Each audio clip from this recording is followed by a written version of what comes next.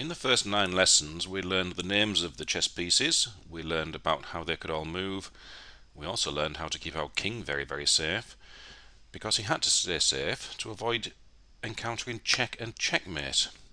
We covered check, checkmate and stalemate in another lesson, and you will also notice these lessons match our CSC Kahoot quizzes and also the worksheets. So we've got 3 ways for which you can improve in chess, and this is lesson number 10. We're going to take things a stage further. When we have all of the pieces on the board, and the kings included of course, we win a game of chess by checkmating the opponent's king. We know about checkmate from the previous lesson, but the problem is we need to sort out of all these possible moves we have ahead of us here, the good ones and the bad ones. There are lots and lots of different ways we can open a game of chess, how we can play the opening, and there's some we definitely need to avoid. For example, let's take a look at this. White moves his pawn, doesn't look too bad. At first glance, black moves a pawn, white moves another pawn. Some people like making nice little patterns. But unfortunately, this is the worst possible way to start a game of chess. And maybe you'd like to spend just a few seconds looking at this now. Imagining you're in the black position. What would you play as black? Have a little think. And the answer is, of course, this deadly queen move. The queen is checking the king, and there's no possible way to escape from this check. So unfortunately for white, it's checkmate. This is the shortest possible checkmate. Nobody can do it faster than this. This is 2 moves each. 2 white moves, 2 black moves. Something to be avoided.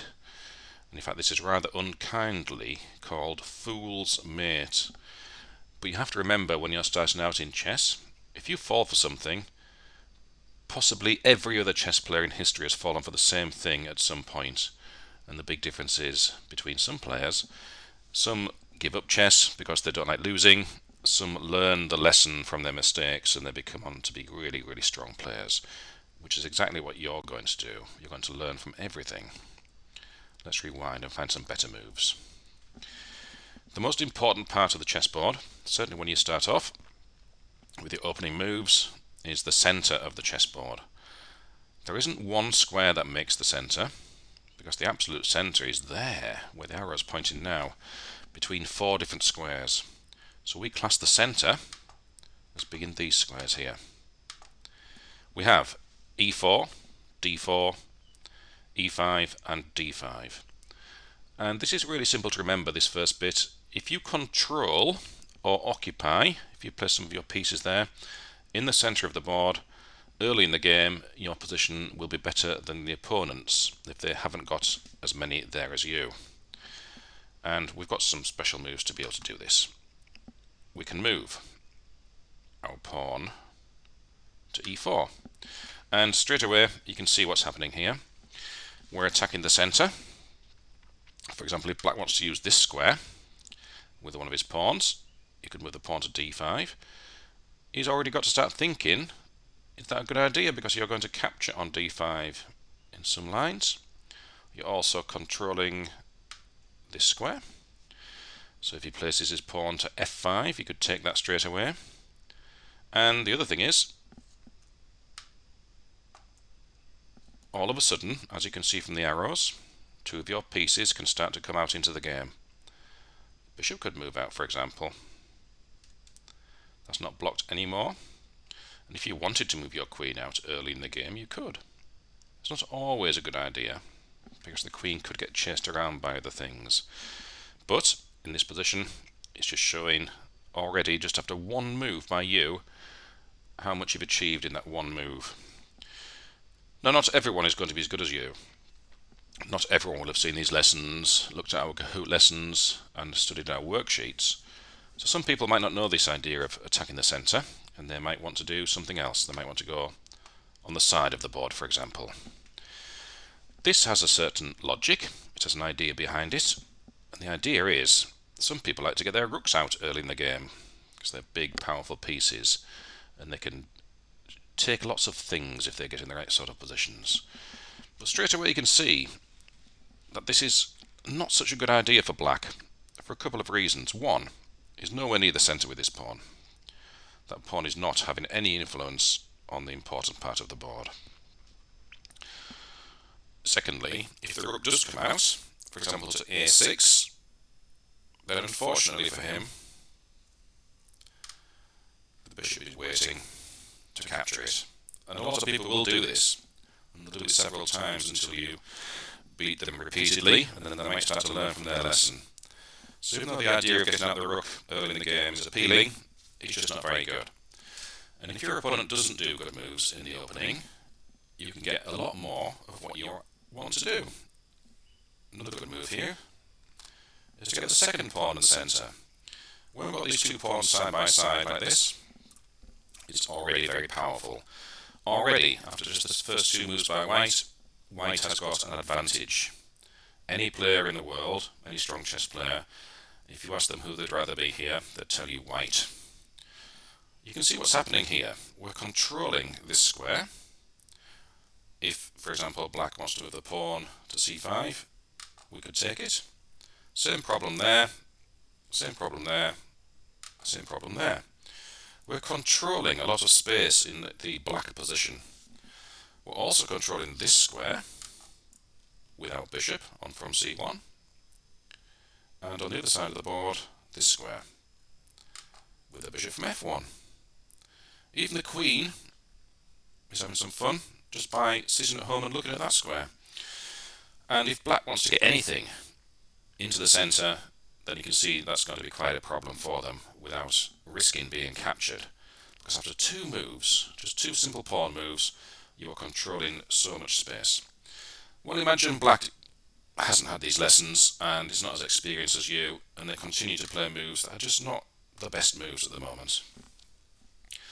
We need a plan now, a plan of action to develop our pieces. That means bring our good pieces into play early in the game. We don't want to get the queen out too early. We certainly don't want to get the king out too early. If you move your king out, you're just looking for trouble, of course, because of all the check and checkmate things we spoke about earlier. And we don't want to move too many pawns. In fact, 2 pawns at the start of the game are quite sufficient. That's perfectly okay. If you move more pawns early in the game, you're just going to create some weaknesses in your own position. Very simply because pawns cannot go backwards. They can't re-establish their grip on certain squares once they've moved forwards. So what we're going to do is show you the best plan to get out your minor pieces. And minor pieces are knights and bishops. We're going to find the best squares for those pieces early in the game. And then, of course, something from a previous lesson, we're going to show you again how to castle. So we're going to get the ideal position for white, while black plays moves that are not as good as yours.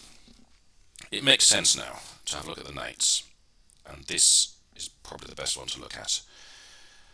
We've got 3 choices for this knight. We could go to h3, but that's on the side of the board, and if you remember from our previous lesson on knights, a knight on the rim is dim, because it hasn't got as many places to go to as if it's in the centre. It could go to e2, but then this bishop won't be very happy, because the knight is blocking this square on e2.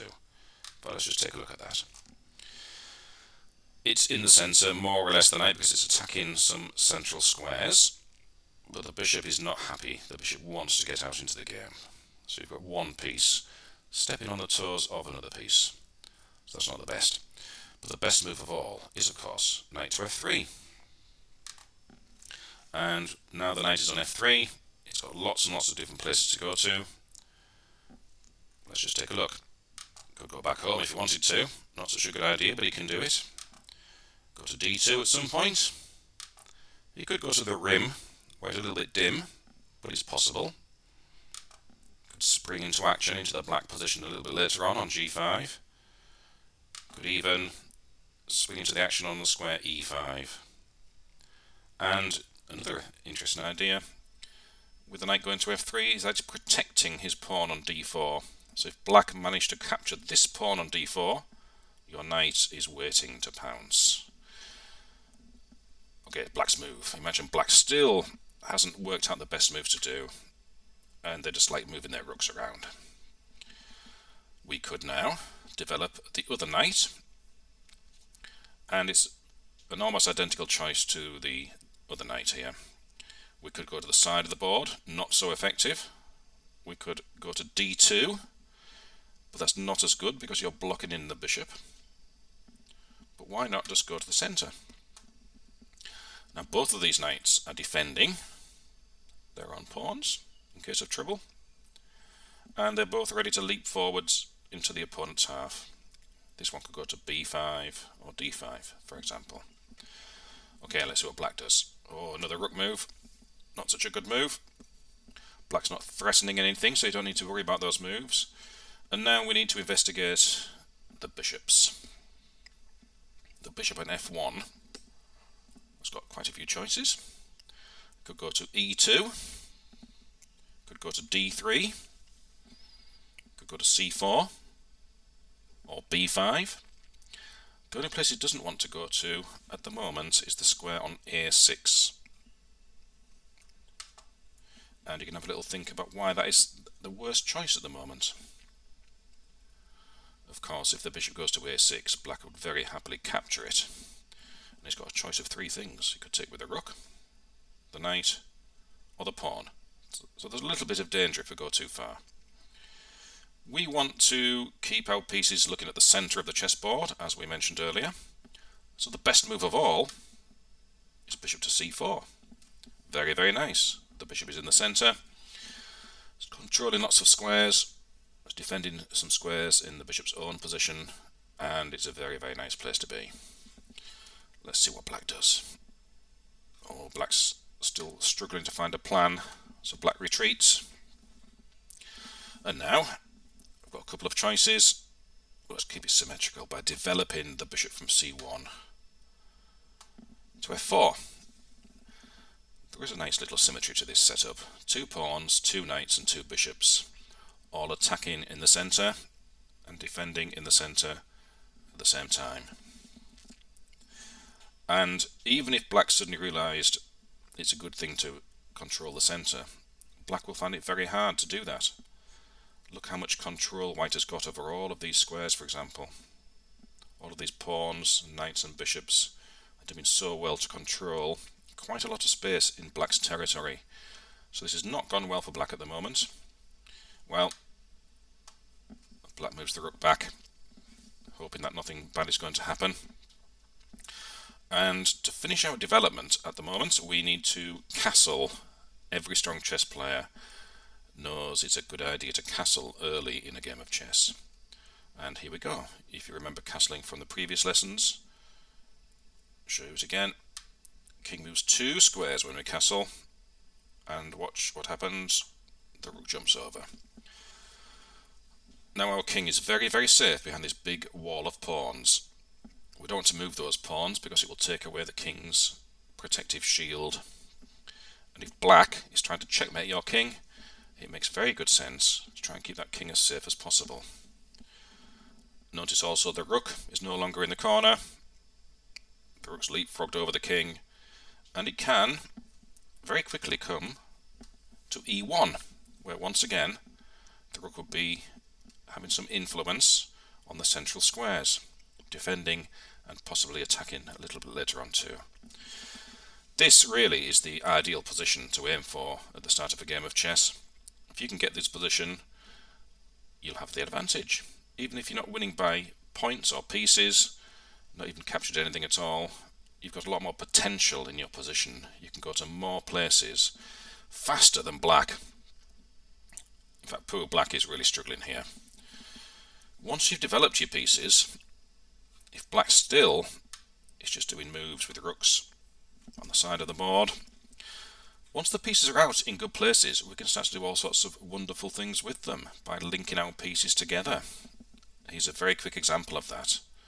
Let's move our knight into the centre of the board. Black still doesn't suspect. Does yet another rook move. Well, have a look at that for a second. Imagine you are white.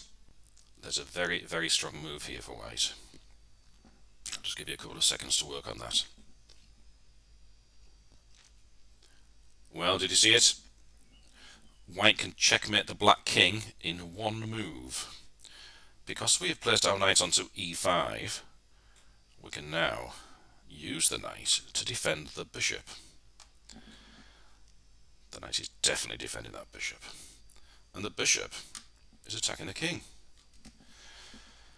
If the king tries to capture the bishop, that's an illegal move because he's placed himself into check again by the knight.